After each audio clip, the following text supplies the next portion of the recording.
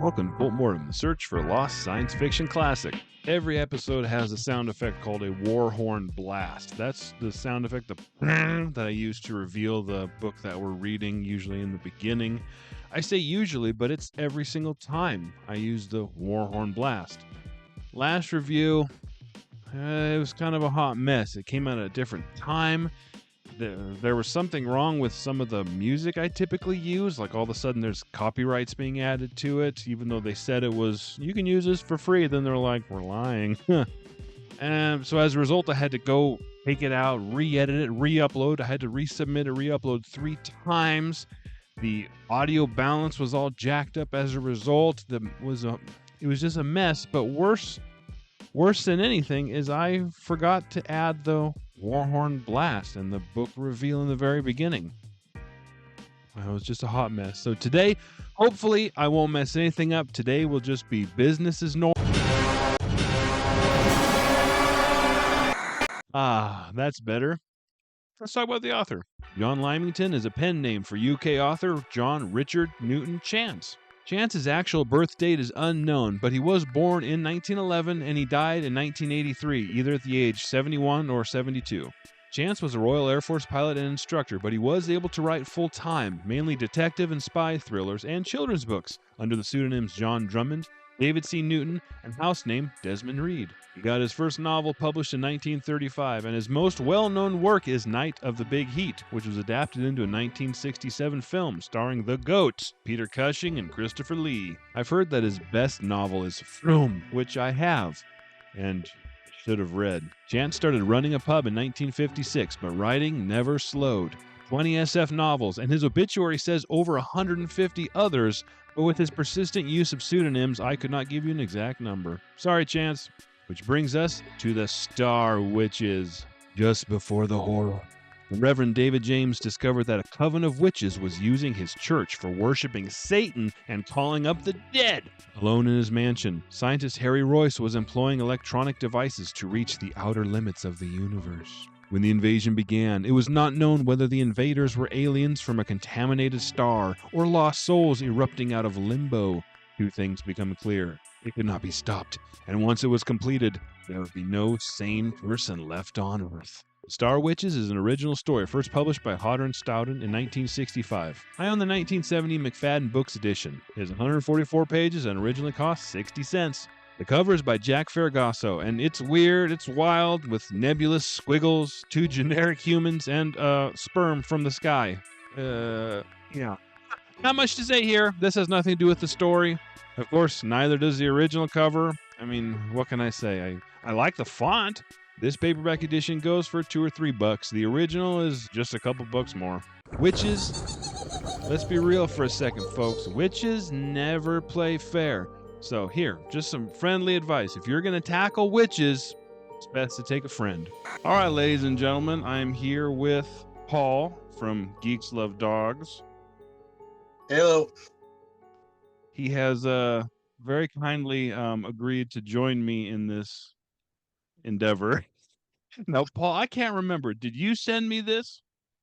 You said you had. I sent you one, but you said you had one already, so I can't be solely responsible for what happened. Yeah. This has been sent to me at least one other time. I want to say twice because I've given it away, and I think I have 3 copies still, and I've given one away already. And also another person has sent me a picture like, hey, I see this in a store, you want it? I'm like, no, don't touch it, don't get it, it's cursed. Right. And so it's that cover, man. It's intriguing. What the hell is that falling from the sky, man? Yes, the cover raises some questions. The book doesn't provide any answers. Facts. So Paul agreed to talk, since he had the book as well, agreed to talk about it with me. So today we are talking about Star Witches by John Lymington. And before we get into our thoughts about it, maybe we can we'll tag team here and kind of set the stage for our viewers and warn them. There's so little to work with, to be honest, though. Yeah. And so we start off in It's essentially the Winchester house. Am I right in that? It's essentially this. Um, the guy's name is Harry Royce. It's his mansion. Yeah, it's been rebuilt, built upon, remodeled, secret doors, secret. It's like the Winchester house. It doesn't make sense. There's tunnels that go places. There's hidden passageways. There's miles and miles of cellar, as we're told. That confused me alone, but we can get into that. Oh, we'll get into it. And there's also this observatory on the property as well. And the story opens with a very fat woman who's so Oh, fat she engulfs a bicycle. I And have I have Clara. Clara, Clara, yeah, she was my favorite character. I don't know about you, but yeah, right too. I felt bad for her. yeah, because John Lymington does not like fat people in the slightest. That was one of the whole talking points, man. Oh my, every single chapter. After like the third chapter, I started actually paying attention. And every chapter he busted on her about being fat for something. I got to the last chapter, the shortest one. I'm like 5 pages to go. I'm like, oh, Clara's safe. Nope. Got Clara's her again. not safe. You see, she doesn't turn her head. She doesn't shake her head. She wobbles. Yep. She doesn't walk. She waddles. Yep. And at one point, she had to bend over and pick something up. And she shrieked in pain and says, I've gone and creased myself. I felt so bad for Clara, and I don't think it's just that because there's at some point one of the guys is running with his eyes closed and sees a tubby demon, and he's always calling the rotunda fat, and there's fat earthworms. This guy either has a fetish that is that isn't spoken about, or some kind of hatred that we don't know about because man, he's got a thing for that Got a one way thing or another. for the tubos. Yeah. And so I and just transparency, we're recording this a week or so before it's going to come out. And I haven't done any research into John Lymington yet. And so that'll be at the beginning of this video. And I really, really, really hope that he's a fat guy. Sadly, he's not. But here's the funny Dang thing: it. is I did very little research just to get an idea, and he's actually known for this young adult series called Bunst, which is short for bun stuffer. And I was going to go one way with the joke on it, but after reading this, I'm thinking a whole different way about that title. Uh, so sorry, Clara. We feel bad for you. We wish you were in a different book, Clara, because you were the only character with personality. Absolutely. Facts. Anyways, Clara is a housekeeper in this Rolls mansion, and she arrives there and she's kind of put out like, what does that the fire wasn't set for the oven or the stove, and like that the house is cold, and all these different things. We'll get into the cold as well, and all these different things. And she's like, "What's going on?" And he left his dinner. I made him paprika stew. That's when I knew we were in England Yeah. because paprika stew, that sounds delicious. Yeah. And he's gone. He's completely vanished. So she starts freaking out. Where's he gone? He's just, and then like other people start showing up. Yeah, there's not people are showing up this entire book. Keep showing up and no one leaves. It's like the Hotel California. And Yeah. I felt this book was like taking place over days, but you realize this is one day. And these people just keep showing up and never leaving, and they get left in somewhere in the house. A cop shows up, and then like hours later, like, hey, where'd the cop go? Oh, I don't know, he's around here somewhere. It's just hanging out in the kitchen. A reverend shows up for reasons. Then like he Lymington couldn't think of anything to do with him, so he just had him fall asleep for a bit just to keep him on ice while things happen. That's Have you ever basically seen what. the Yeah, movie Oscar with Sylvester Stallone? probably years and years ago. Okay, it's legitimately it's a great movie. It's a funny comedy. But this I was getting Oscar vibes because Oscar is so completely unbelievable. The whole thing takes place in this mansion, and it's all these like escalating events where people just show up Hmm. constantly. There's a dozen and a half characters that just show up and they stay and oh go into the lobby and I'll be right with you, and then rush over here something else happens, and people are continually showing up. Sometimes we have reasons for them, sometimes we don't. Sometimes these people are explained, sometimes they're not. Right. Uh, who the heck is Bill? We were introduced to a Bill at the end. I'm like, wait, what? Who's this guy? Bill, where's a Bill? I must have missed that. Was that Clara's husband who shows up looking for her? Maybe. I think so. But initially, that guy was introduced as Roki or Ropey or something. Jo- Jory, Jory, and then he turns into Bill. No, Joby is the cop. Joby's the cop. Jory is who Clara Oh is yeah, right. talking to, and then she says, "Don't crass me, Bill." Oh, Bill. And she burst into a flood of tears and hugged her soft mass into him. And so I'm like, wait a minute, what the? Yeah. And so I don't know. Anyways, essentially, what what else happens? What else happens? Let's see. Um, they take off into the mansion. They're searching the mansion. This is like the opposite of and then there were none, because people keep showing up instead of disappearing, or like the Haunting of Hill House, where they just spend the entire night walking through the house looking for things. Except at least something happens in those. Yes. So people keep walking around looking for things. Eventually, they do find um, Royce in Harry Royce in some room where he's in a bed with some equipment for a radio telescope kind of Yeah. deal. Yeah, they find him in there, but somehow they keep looking after they find him.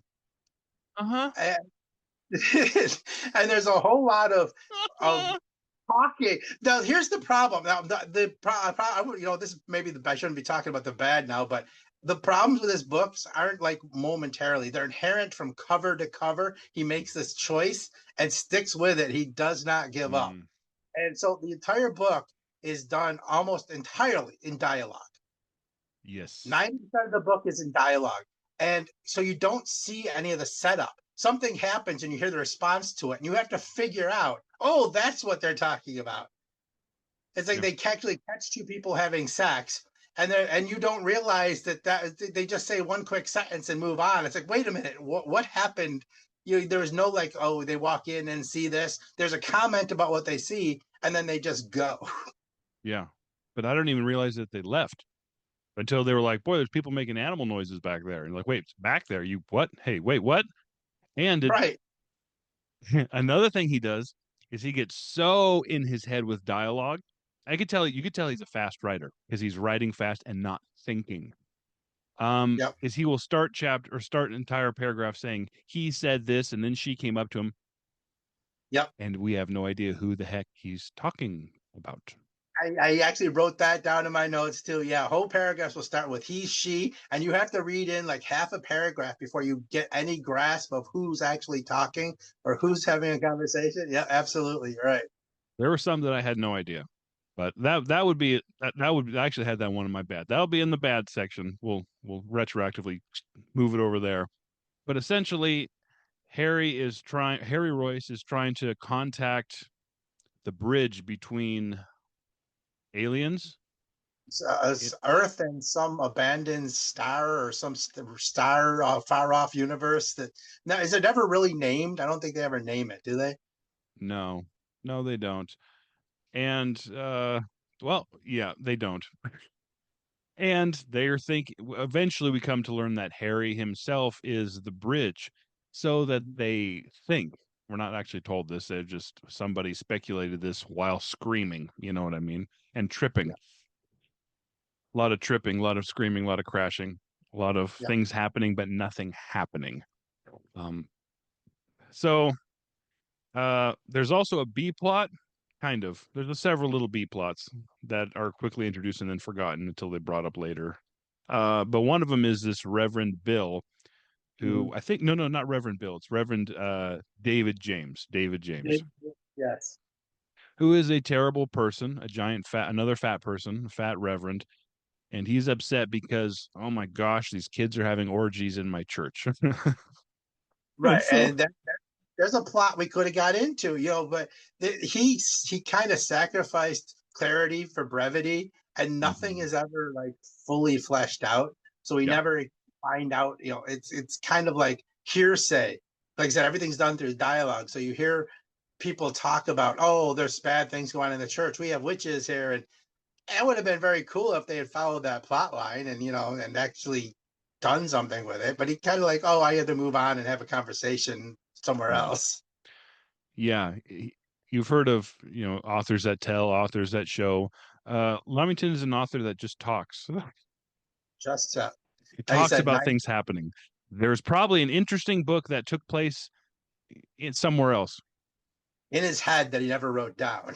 Exactly. And Books that I think, so, oh, go ahead. yeah, I was gonna say this is a book that would have benefited from him writing more pages, giving us more information because we're just like, what?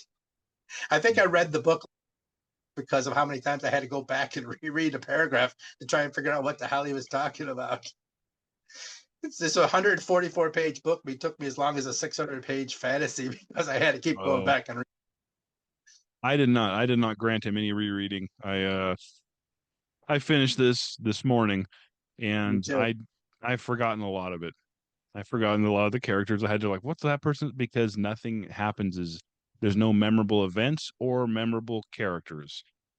So essentially, what we think is happening is there are these, we don't know if they're demons and the devil, or just Aliens. aliens, and there's kind of implied that maybe they're the exact same thing. They're trying to bridge the gap between their world and our world, rather either a physical far off galaxy or hell or whatever, and they need a conduit to travel across, and that's what they're using Harry Royce for. Right. And so, uh, and they're like the witches. There's witches all of a sudden, which there was no witches until like literally the last 10% of the book. There's witches, the star witches. It's like kind of the Terry Goodkind effect, where it's like, oh wait, I need a dragon now. So suddenly there's dragons. There'll be a dragon now. There wasn't one for 600 pages, but I need one now. So now we're gonna put it in. Yeah, there's no Chekhov's gun here. It's that's it. And that's a great idea for a title, Space Witches, though, or Star Witches, wherever the heck we just read. Star Witches.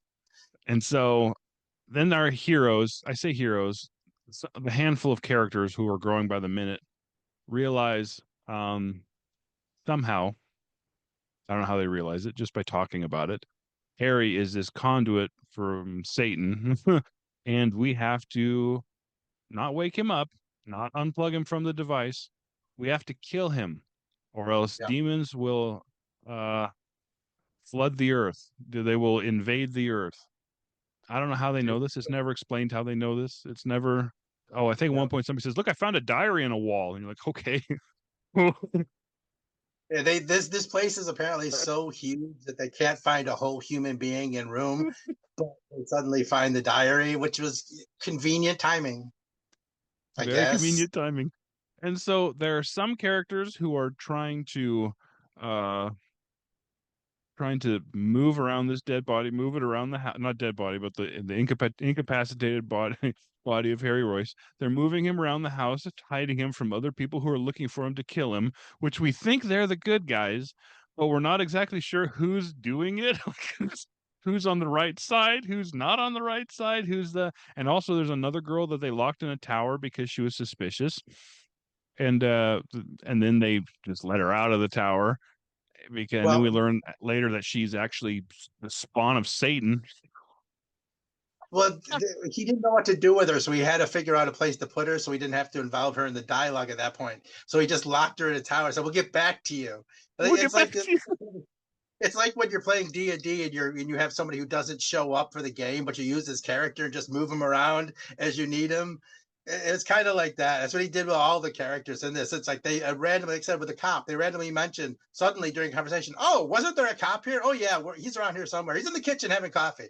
Okay, All right, sure. so and then yeah, we'll spoil it. We'll spoil the whole thing. But maybe before we get any deeper, uh, what are let's do the good section. Is there anything about this that you liked?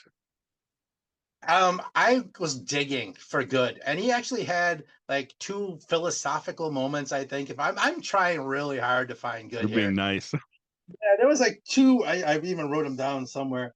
There was like two philosophical moments where he was talking about. he said, was it madness is just something you don't agree with, which I thought was a good line. I know there's Mhm. another one where he's talking with the priest uh, about how much do I? Oh Jesus, I can't even remember it now. Sorry. The about how death and destruction is caused, and he's like, well, religion does the same thing, kind of thing, Mm. trying to poke the priest. Which I guess philosophically speaking, that's something you could discuss and talk about. And it was his deepest thoughts in the whole book. Yeah. So that was about it. As far as, I mean, I'd say that it's short, but better yet, it's a low page count. That's a good thing because it's not No. short. It's dense. It feels No. like it took. You gotta work. Yeah, but I didn't see much else with as far as good went. Yeah, I would agree. Like, but those are bumper stickers. You know what I Yeah, mean? It could have been a thought that, hey, explore that. That could be cool. Not right, just, yeah, throw up a quote and then keep going because I gotta go. I gotta crank stuff out. right. I was digging hard. I would say I like the idea of a haunted house that could be aliens. I like the idea of it. I wish somebody would do it better. I wish I'm somebody sure. else wrote it and half the characters were gone because we didn't need them. We didn't need John Gray. We needed the weird lanky doctor. We needed him. We needed one of the three girls. We just needed Clara, Yeah. the Reverend. All these other guys that are just coming and showing up. Oh, and the villain, the gardener who's villain, which we'll get into him. No, he was a treat, wasn't he? He was No, a but treat. I thought of when I was reading this, the book Not of This Earth or the movie Not of This Earth by Roger Corman. He remade it in the 80s with Tracy Lords. Hmm. How this house was, all this weird stuff was going on in his house and aliens were coming in through it and using it as a portal. That was better done. And this is a B movie by Roger Corman. Hmm. That was way better done. Yeah. So that came popped into my head too. What year did Poltergeist come out? Was that the 70s? That was early 80s, I Was early believe. 80s? Oh, this is 65. Yeah. Because there were some halfway through, there were some poltergeists all of a sudden doing things, but like doing slapstick, like opening a door and hitting somebody with a door and whoa, and then there's a bar fight, and I was actually laughing at that part. But yeah, Oh yeah. I like. Part. Uh, I don't like anything about this book. This book is horrible, but like the idea, I think is could have been something there, a haunted house that's actually aliens and the house that keeps changing, even though it doesn't. He just couldn't make up his mind to layout, I think. And So so the there's House of Leaves, another tunnel. right? So the House of Leaves. Is I've never seen that. Is that a It's an ergodic book that is so weird. It's about this. It's told like from several different people. It's like there's a story, and then the story has notes from a news crew, and then somebody's telling the story about the story, and it's like the pages are all turned around. You have to read some in the mirror and stuff. It's really weird. But it's a oh, house I've that's heard of this. Yeah. the house is the wrong size, and they keep adding rooms and tunnels and stuff in the house that don't Mm. exist. So similar to that in that way, just not as well done. And I'm not going to say House of Leaves was well done, but you know, comparatively. Okay, so maybe now let's talk about the bad. What All is right, suck? And we've already touched on quite a bit, but let's keep digging. Well, let's show everybody how deep this goes. all right. Well, I want to start at the end. How about that? How about the big climax where Oh. there's the chase scene, the incredible chase scene, where she got people carrying a guy who's unconscious in a bed. Hey, at some point, I was waiting for somebody to scream, "Pivot! Pivot!" They were just carrying around a guy in a bed. Well, the townsfolk all gathered at the house Frankenstein style for no Mhm. apparent, and they're trying to sneak a body in a bed out of the house and carry it to the park. This is the big chase scene climax. Uh, I mean, it doesn't get better than two women at the end trying to carry a 500-pound bed through a trap door into a park. The excitement was just breathtaking. I couldn't stop. I couldn't breathe for a minute. I was utterly overtaken with joy at that attempt at. I mean, the Italian Job has nothing on that. It's powerful, powerful stuff. Yeah. So we gave away the climax of the book, basically. Oh, But dang it. that we only get like half a page when we find out who actually wrote the story. Yes, I wrote down a question mark on a line. So what the heck is this? Um, she did not think it was Thursday, that Wednesday night was the seventh day for winding the clock, that she had forgotten the clock as he had forgotten the fire and the servant's door. She did not think sensibly at all. The clock had stopped by some evil force that twisted her superstitions into barbs for her soul. I read that on page 10 and I thought, that's a stupid line. That's really dumb. Just the And one, huh? oh no. Oh That's no. the first I wrote down. And then I ended up writing, oh boy, yes, as I kept because constantly there were lines like that that were just so head scratchingly stupid. John Lymington is he's not good. No. He's not a good writer. Yeah, I'm trying to find. I wrote down a bunch of notes quickly, but it goes out of your head so fast, and it's almost scary how quickly you like it. Here's one of those lines. Um, John Gray saw the pompous eggs float by on the oil river, toy boats around the builder's Gulliver. I'm sorry, what? What? Oh, I got another one. Hold on, let me find it. Okay. Oh, shoot. Yeah, it's There was hard a sometimes. there was a sudden shuffling and gasping down the hall. Renee, and who the heck's Renee? I don't know. Oh yeah, I know. I wrote that down and I have no idea who it is either. Is Renee that looked fast? over. Clara looked like a human splodge from that angle, a dumpling, an apple pie bed. Something in her breathless hurry stuck into Renee's already frightened soul. Clara stopped, turned, looked around her. She was like a baked apple with a raisin on top. Yep, I remember that one. That one stuck out. Yeah, So there, bad. there's lines like that though through the entire book, and it's like, then this is his non-dialogue stuff. This is like I said, 90% of this book is dialogue. That's a severe bad. I mean, because you feel like you're hearing one part of a conversation. Like somebody's on the phone and you're just hearing their end because they Yeah. only respond to what happens, but they never tell you what actually happened. Like somebody's phone will ring and he'll respond to the phone ringing, but they never told you the phone rang. So it's like, what the hell is he talking about? And then that's No, like 90% of the book. I got one more. Uh, car pulled up. They watched while Mrs. Vassar, first time she's ever introduced, got out and thrust into the shop with a bosom like a warship. Yep. What does that mean? I'm assuming she was firm and fired large shells. I don't know. That bosom's patrolling these waters. Right. Says Nazi U-boats better look out. Oh, that's gonna go in the description of this video. Bosom like a No, warship.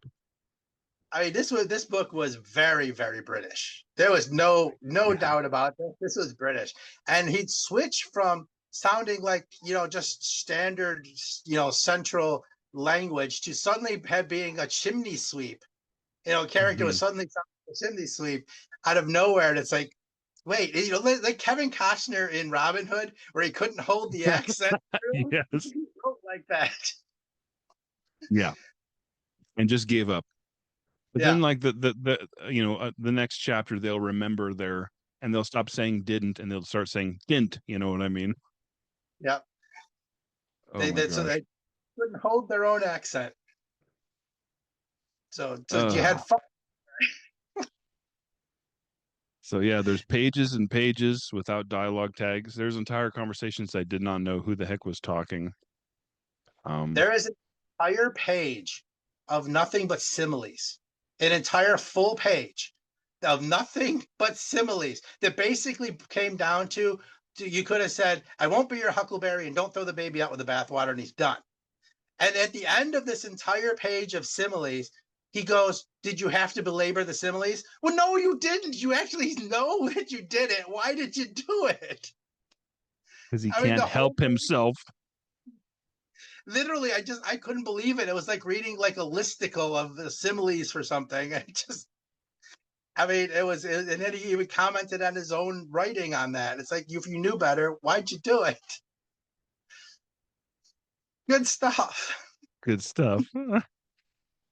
Yeah, another bad I have is there are too many characters, but they're not characters. There's only Like five 10. characters. There's only five real characters in this book, but there's so much more than that. People that I'm like, what's this name? Who is this? And who's this guy again? And then you realize, oh, that guy's fat too. You know, like, wait, what? And none of it makes sense. None of these characters are explained. Some of them we get the profession. Some of them just wander onto the property. Yep. And we never touched on, though, the thunder that only affects part of the town. Yes. And we never really explained I think you're supposed to suss out of that somehow this radio telescope is creating this connection. Then somehow the beams that are coming from this planet are like somehow pulsating and creating this thunder. But at some point, they tell you that they've dismantled the radio telescope and it's laying on the bed with Harry and it's still happening. So they never explain beyond that. So the fact that you're guessing that because out of what you're given as context, and then it makes no sense because it's not even there anymore. Oh. So it's only, and they said it's only affecting one side of the buildings even. I I mean, I don't even know. They never even explained what this thunder, this annoying noise thunder that they keep commenting on randomly was. I don't know if he even knew. He just wanted to include something that would annoy the town. Well, I actually love that part because that was the first time that something happened. Because constantly they'll start hearing voices or feeling something, but again, we're never explained. This is just what they say. And smelling cold. What's cold smell like? Do you know what cold smells like? No, well, I mean, a hockey arena, you go in, there's a unique smell there, but I mean, I don't know what they were talking about.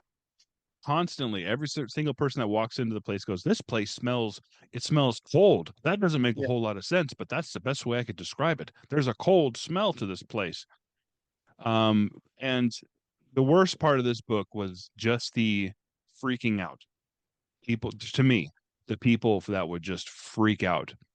And so my eyes started glazing over for a lot of it because especially the women, but the men and John Gray, the man who was kind of initially introduced as the strapping hero, freaking out and just dribbling and like legit like putting their hand to their mouth and screaming because they feel cold or like Right. just constantly, but nothing explained. Pages and pages and pages and pages of people freaking out, but we don't actually know what's happening. So when that explosion or that thunder or whatever it was, again, this is not explained either, but at Right. least something happened that we were told about that gives people. The ironic thing is people weren't freaking out about that. No, they were all just like, "What is that?" Okay, all right. No, they didn't seem to be at all concerned that there's these. I mean, they almost at some points described it as like explosions, but they didn't seem that they were just like, "Huh, what is that? I wonder." All right, Yeah. but you're right, the cold or the feeling of dread. Man, I live in Western New York on the lake. If I got freaked out every time it got so cold in my house, or it's just insane. I mean, it made no sense. They're in England. I'm thinking what southern central England, if I'm guessing right. And yeah, it just makes no sense whatsoever. It's just Um, like the basement tunnels. It just went on and on and on forever. I'm surprised the house didn't collapse down into the basement. yeah. And yeah, oh yeah, that was one of the characters was one of the construction workers, one of the remodelers, the laborers they brought him in, or he just showed up for The builder. reasons. The builder for reasons. Yeah. But yeah, no. They said at one point the one guy runs out of the house freaking out about something, collapses in the grass, closing his eyes, panicking, and sees like I said, the tubby demon in his words. And I'm not really sure why he panicked and ran out of the house, but he did. So yeah, there's a whole lot of nothing explained, and that's a huge bad because you get all this dialogue. I mean, like I said, 90% of this book is dialogue, but they never talk about anything. It's like watching Sex in the City. They could talk for hours, but nothing said. Seemed like everybody was talking past each other. Yeah, I'm I delivering. think Yeah, I'm delivering my line. Then I'm delivering my line. Then and I think Lymington had a book in his head, and he was writing so fast he forgot to put a lot of it down on the page. yep. Because there was just stuff missing that should have been there. As I said, this book would have been 10% better if it had 6 more pages alone. Just filling out some details and explaining. Yeah, but if I wouldn't trust him with those pages, he'd just fill it up with more freaking out. All right, maybe an editor go in and fill in the blanks.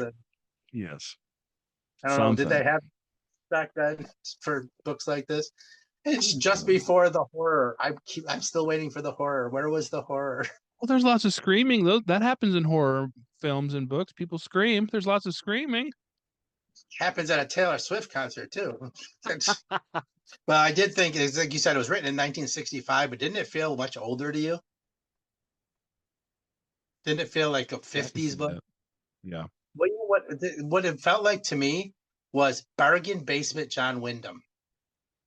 It was like no, I'm not kidding. It felt like he was trying to write John Wyndham, just doing it really badly. And I'm not a huge John Wyndham fan, so that isn't like me be fanboying either. It really felt like he was trying for that old John Wyndham style. I kept flashing back to some of the John Wyndham books, and it looked like he was trying hard to ape his style, but just wasn't good enough to do it. No. Yeah, there's a I mean, distinct lack of skill here for sure. but you could see that what he was aiming for. You could see that he was like working on that same style. It's something like um Village of the Damned or whatever they call it. I forgot the name of the book now. I'm thinking of the movie. Midwich Cuckoos. Rich Cuckoo, thank you. I don't know why you forgot that one. That one should have stuck in my head. But anyway, you got that feeling, the conversations, the town, way the people were talking, and it's like he was very hard trying to be John Wyndham. I And can see that. yeah, and it did not. It failed miserably. It was like I've seen other authors try to ape on popular authors and just fail miserably. Paula Hawkins and many others, but it I mean, it did not work, and it was very obvious that that's what he was trying for. Like, at least it felt like it to me. So I would put that in the bad, because when you try to imitate somebody and it's that obvious and that poorly done, yeah, that's a bad. That's a bad. That's a bad. Um, yeah, I would oh, I did. I wrote down sexual grass motion. Do you remember this scene? So I remember something about yeah. I'm trying to remember the scene exactly. This is the gardener sees the fiance, who's the girl locked in the tower, who's a witch or the spawn of Satan. We're not sure. Or Um, possessed, or or possessed by aliens. It's not made clear. But she arrives and she's Harry, what's his name? Harry Royce's fiance that nobody has ever seen. Anyway, she's mulling about and she looks out the window and she sees the gardener. And this might be the best way to introduce a character who is villainous uh, and kind of rapey. The gardener, there's some grass. He parts the grass like this and then puts his hands on his hips, in a yeah. I forget how they said it, in a bizarrely sexual motion, and you're like, oh, so he's okay, I get it. uh no, people don't do that in real life. No, maybe cartoons or 80s movies with Bill Murray or something, but no. But he does get the girl, so something worked. And yeah, then he beats her up and she beats him up and then they go at it again and then he beats him up and she beats him up and then he's terrified to go in the tower. The tower. Was the tower of the Rotundo? I can't even keep track I of don't the know. buildings anymore. I think it's where she was locked up. Oh yeah, yeah. So the mansion had a tower and an observatory and a rotundo and a park and basement caverns that rival anything that's ever I've ever seen in D&D. And this is a hell of a place, man. Yeah. And I can't see them, that kind of architecture because they keep talking about how close they are to water and stuff. I think that whole thing would have just sunk and fell in at this point. That's what they say too, is they say at one point like we have rushing water 2 feet below our feet. So any that could be anything. It's like, no, no, no, no. You don't have rushing water 2 feet below you. You don't. That's not how it works. Something else I never explained, of course. It just, Of brought course. it up. He's the master of atmosphere, isn't he? Oh man, I was yeah. He had me. I was entranced by this novel. Yeah, like Ah! so I probably read it 3 times before I was through. I had to keep over and over the lines because it just made no sense. Like I said, with the dialogue, and you're just telling me the reaction to something and not telling me what happened that caused the reaction. You have to figure it out sentences later. So I thought I was missing something and go back and reread it. And it's like, oh, it's down here. If be honest, if we weren't doing a buddy read, would you have DNF this? Oh yeah, I funny enough, I was thinking that earlier. I would have been Ah, about 20 pages in and gone on to my other book. yep. So sorry. No, no, no, no, Ah, that's fine. It's worth it for to get to talk about it, and it's worth it because somebody will see this video, see this on their shelf, and go, "Screw it, I'm not reading this." And we just save them memories that will last forever. oh None of them. yeah. Listen, we're doing a public service here, ladies and gentlemen. There are a finite number of books you get to read in your lifetime, and we are removing one that is not worth it. Yeah, so of course there's going to be somebody out there that's going, "Well, it's that bad. I got to read it," because I've done that with books too, where people told me how bad it was. I just had to go see for myself. So This is not so bad it's good. It's not. no, it's you can be bad and good. It's so bad it's good, but this was just it was just there was nothing there to even to rest on. It was just a lot of people talking. It, there was nothing. They never finished a story. Nothing was ever really laid out. They said you get like at the very end, you get a half page that explains who actually was telling the story. Should we even mention that? Sure. That was the pastor's wife, Mrs. James. It was Yeah. after this is like an invasion of the body snatchers, puppet masters kind of thing, where this is after they've already taken over the whole town, and she's writing it as one of the creatures that's been infected. We still don't know what it is, but we assume now we get more feeling that it's an alien, not a demon, Yeah. but we're never 100% sure. And how they're going to spread out from this town and continue on to take over the earth, which may be the best part of the book. Now that I think about it, the last half page. Oh yeah. Oh, I for sure was rooting for the demons. Oh yeah, I'm gonna kill them all. this this town just does not deserve its time on earth. Take it Yep. away. Yep. So happy ending. The demons won. The humans failed. Uh, Yeah, let's read it again. oh no. Maybe we missed something. Oh, I don't think we did. I'm sure he missed some things. I'm looking right now. I have a John Lymington book. Where is it? That I wanted to read. Just a second. I'm gonna find it.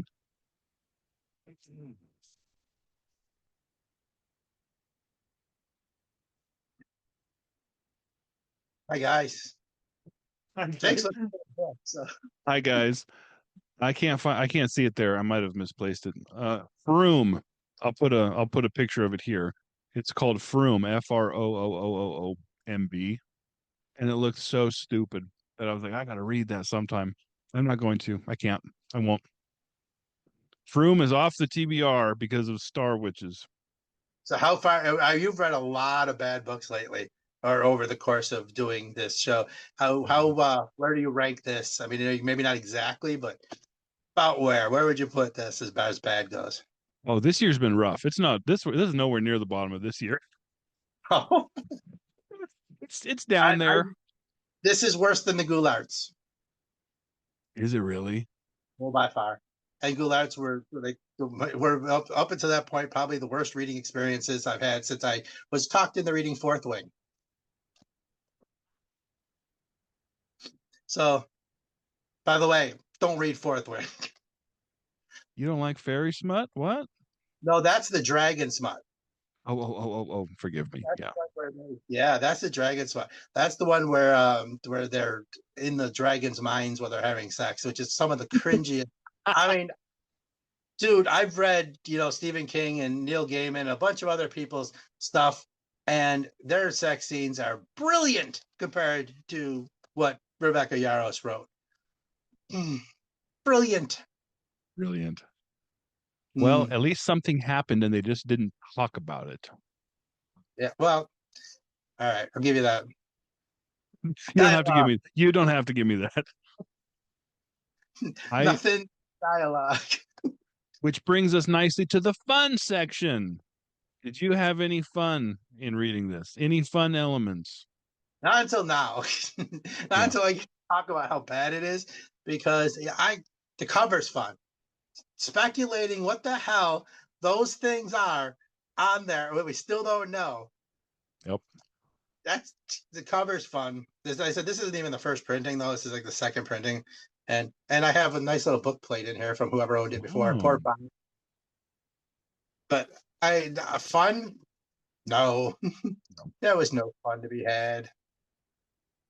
You are correct. This was a drag. There was nothing funny. Well, the battleship bosom part or the warship bosom, that would probably squeeze that into the fun, but that also piggybacks on just how terrible of a writer he was. But there were lines like that were so stupid that I laughed, but also it kind of hurt. Like it hurt my brain a little bit, but I laughed. You want to include that in fun? Yeah, there was just some writing that was so bad that it made you laugh. It wasn't like it wasn't intentionally done bad, to get that laugh. It was like he seriously poured his heart and soul into writing what he thought was a good book, and this was the best he could do. And you almost make you, What would you what's the verdict? What would you let's go off your criteria. How do you rank books? What would you put this? I'd put it in the garbage, but but that's what I mean. I would have called it a less than 1 star, Less but than they don't one. good reads. In your vernacular, pulp it. Yep, return to pulp, 100%. This is hot garbage. And if John Lymington spent longer than one evening writing it, then maybe it would be a little better. But nope, I like the hot red. garbage. I like the red text block. That's cool. Yep, I like text blog. Yeah, that's about it. I mean, sadly, I'd like to say there's something redeemable about this book. I just can't find it. No, no, that's it. It's trash. Yeah. Okay. You're awesome, Paul. Tell the people where they can find you, what you got going on, any upcoming videos or projects. I'm always working on something. Always got some reviews I'm working on. My I do my the good, the bad, and the books. I try to do it weekly, which are do mini reviews and talk about the channel. I'm working on a video of my 10 most miserable reading experiences. This won't be in it. It's too new, but it might get a little mention. But that's what I'm hoping to have coming out soon. I try to put out at least 3 videos a week. I managed to get out at least 2, so there's always something there. I hope you guys come over and join me. I do not just sci-fi. I still do some fantasy. I do men's action, adventure. I'll read. I'm a book slut. I'll read almost anything except romantasy. I have to have standards. All right, that's good. As long as you draw the line there, I think most people will be like, all right, you're not that You much of a book slut. thanks to Nick, though, I've even started picking up Gothics and stuff. So my, my won't read is about this big, but yeah. So I try and cover over a course of a month a little bit of everything and get some, get a little bit of everything in there. So a very eclectic reader, to put it not that way. Yeah, there's lots of bad influences here on BookTube. Yeah, if it wasn't for BookTube, my book collection would probably be a few thousand smaller than it is. It takes up 5 plus the attic plus my closets, so that's all BookTuber influenced. Yep. So let this be a cautionary tale to all of you. Right. Yeah, So that we're helping with these, with these book reviews of bad books, so it's less people have to buy. they don't believe that. They're not buying it. It's a good review. They go out and buy it. Yeah. Hey. Here. Yeah. Well, thank you, Paul. Thanks. Everybody head on over, give him a sub, check out his videos. They're really good. This has been a complete disaster, but a very fun discussion. So thanks again, Paul. You're very welcome. I'm glad to be here. And that was our review of Star Witches. Don't read that. That's trash. See you all next time with The Bridge.